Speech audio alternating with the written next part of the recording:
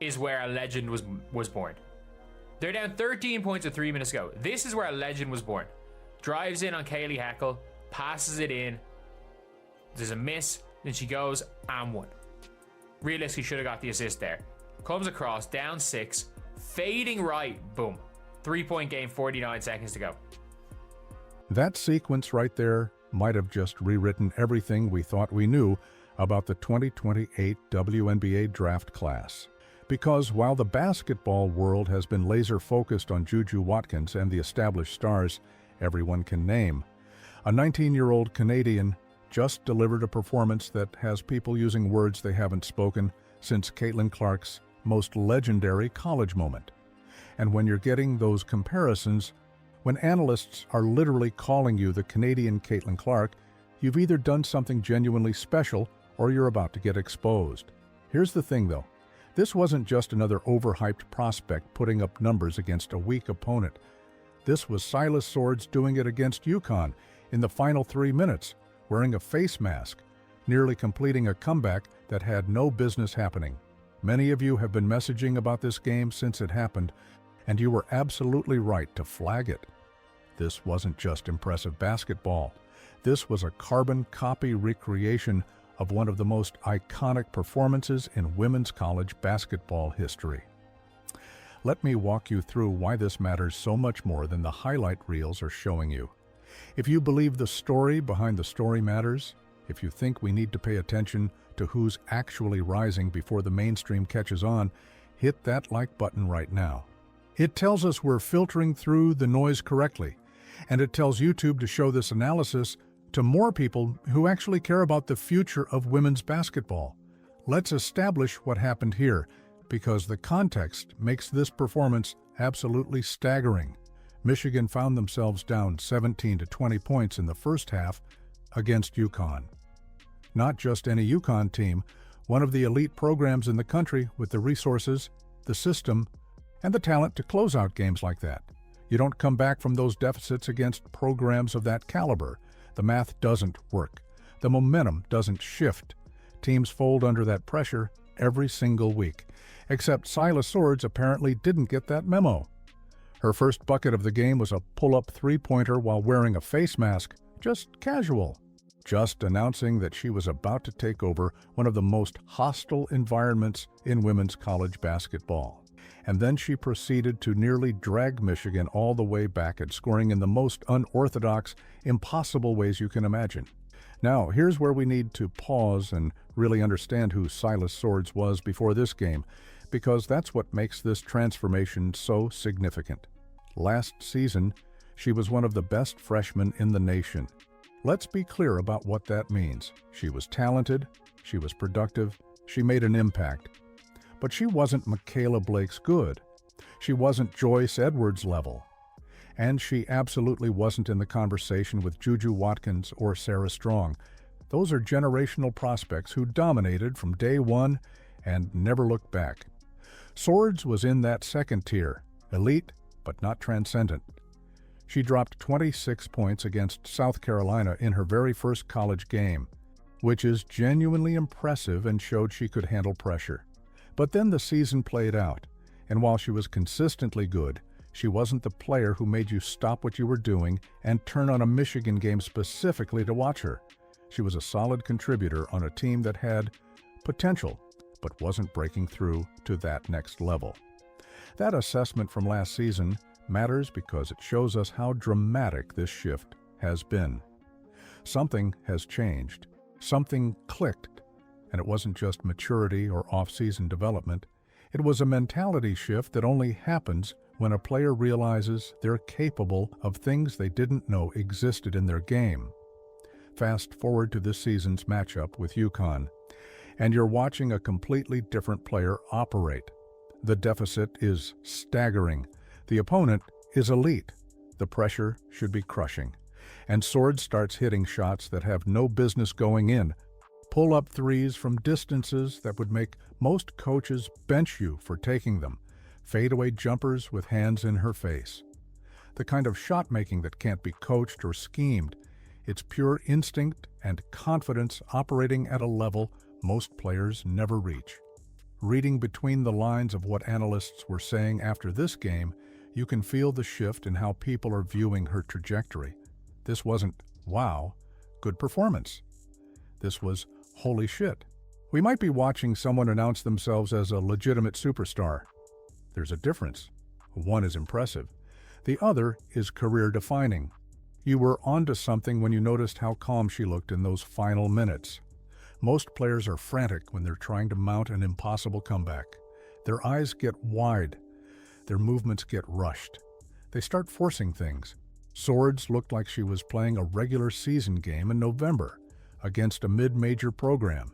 That composure, that fearlessness in the biggest moments, that's what separates stars from solid players. Here's what makes this even more significant. She's already one of Canada's best players on the national team. She made the Olympic roster as a high school student. Let that sink in for a second. She didn't play much, obviously, but the fact that she was there tells you everything about her trajectory and how the basketball world views her potential. When you ask who the best scorer on the Canadian national team is going to be in 2 years, the answer is increasingly looking like Silas Swords. Connecting the dots reveals something crucial about this moment. This wasn't just a good game. This was a statement performance that changes how scouts, analysts, and fans will view her for the rest of her college career. Before this game, she was a really good player who might develop into something special. After this game, she's a legitimate star prospect who just proved she can deliver in the moments that actually matter. The face mask element adds another layer to this story that people aren't talking about enough. Most players would use that as an excuse to have an off night, to say the breathing was difficult or the peripheral vision was affected. Swords wore it and proceeded to drop one of the most clutch performances of the college basketball season. That's not just talent. That's a mindset that refuses to accept limitations or excuses. Let's filter out the noise and focus on what actually happened in those final 3 minutes, because this is where legends get made or exposed. Michigan is down 13 points with 3 minutes remaining. Game over. Right? Not even close. Watch this sequence carefully, because this is where you see the difference between a player who can score and a player who can take over. Swords drives on Kaylee Hackle, passes it inside. There's a miss. Most players pack it in at that point. The comeback attempt failed. Time to play out the clock and move on. Not Swords. She comes off a screen, fading right, and drains it. Just like that, it's a 3-point game with 49 seconds left. UConn scores on the other end because they're UConn and they execute under pressure. Down 5 now. Still impossible. Still over. Swords comes back down. Another screen, fading right again from the same spot. Swish. 2-point game with 22 seconds remaining. At this point, UConn's coaching staff knows exactly what's coming. They designed an inbound play specifically to lock her down, to take the ball out of her hands, to force anyone else to beat them. She comes off a flare screen, goes left instead of right, pulls up from deep and buries it. That's the shot everyone is still talking about. That's the moment that has people rewatching old footage and making comparisons that seemed impossible just hours earlier. Before we break down why this matters so much, drop a comment right now telling me, did you watch this game live, or are you just now finding out about what Silas Swords did to UConn?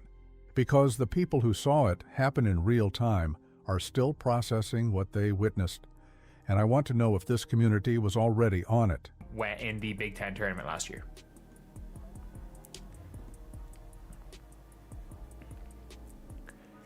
Which, yeah, comes in, steps into it, boom. And she's just very unorthodox with how she scores in general. When she's not shooting the three, she's just unorthodox. But again, their comeback, a lot of it was off the back of Silas Swords. And again, it's... That unorthodox scoring ability, that's not something you can teach in practice. That's instinct. That's a player who has spent so many hours working on their game that they can create shots from positions and angles that defensive schemes can't account for. When traditional moves aren't working, when the defense has you locked down by the scouting report, that's when players with this skill set become unstoppable. Now here's where this story takes a turn that changes everything. The basketball world started making a very specific comparison after this game, and it's not the kind of comparison you make lightly. People started pulling up footage from Caitlin Clark's COVID season game against Michigan and putting it side by side with what Swords just did.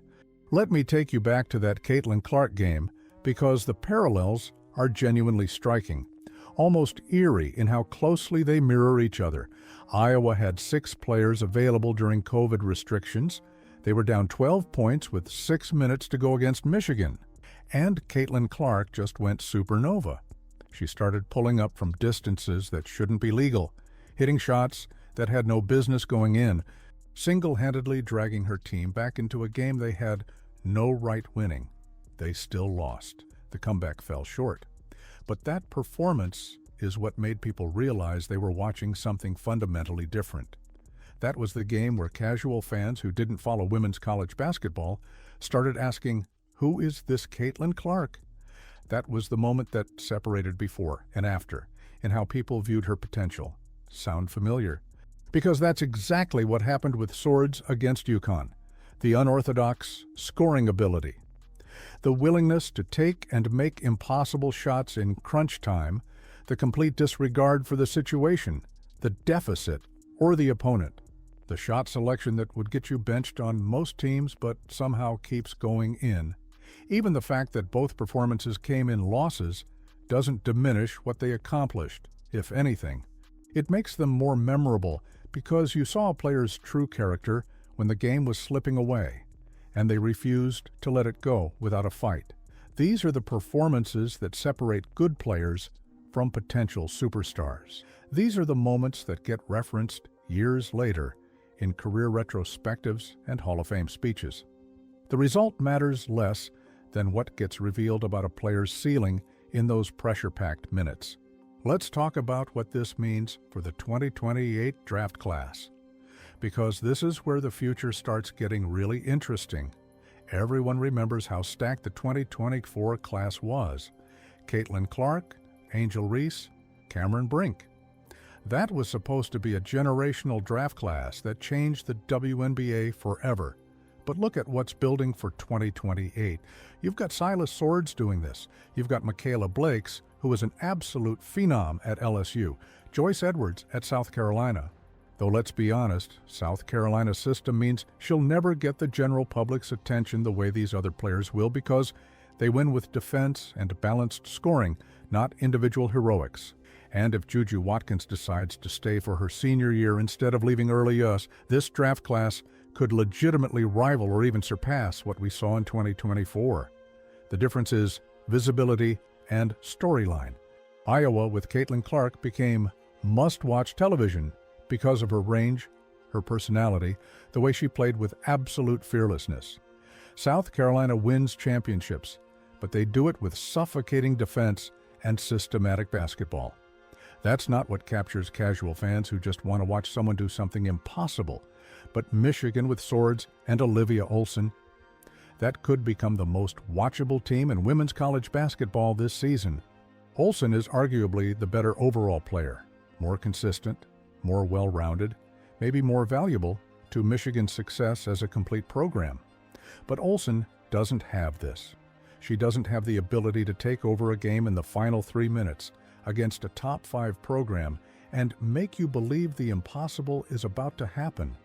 That's what separates good players from stars. That's what separated Caitlin Clark from everyone else in her class. And that's what Silas Swords just proved she possesses. The talent was always there, the national team pedigree was established. But until you do it under these circumstances, until you perform in that moment when everything is on the line and the whole basketball world is watching, it remains theoretical.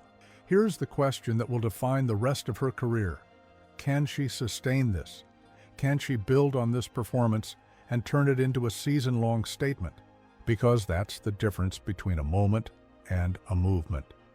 Caitlin Clark had that Michigan game and then proceeded to dominate for the next 2 years, eventually breaking the NCAA scoring record and becoming the biggest star women's college basketball has ever seen. Swords has the talent. She has the moment.